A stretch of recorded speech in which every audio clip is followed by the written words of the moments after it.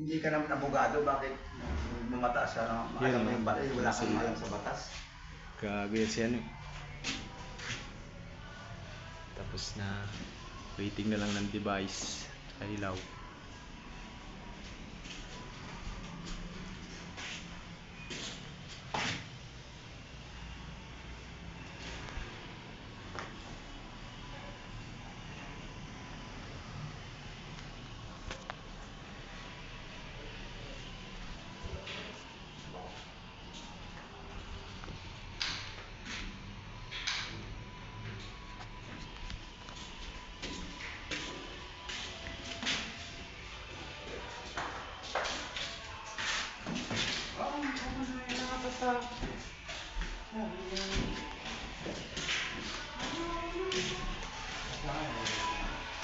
Yun, galahin natin, lalagyan na lang natin ng ilaw.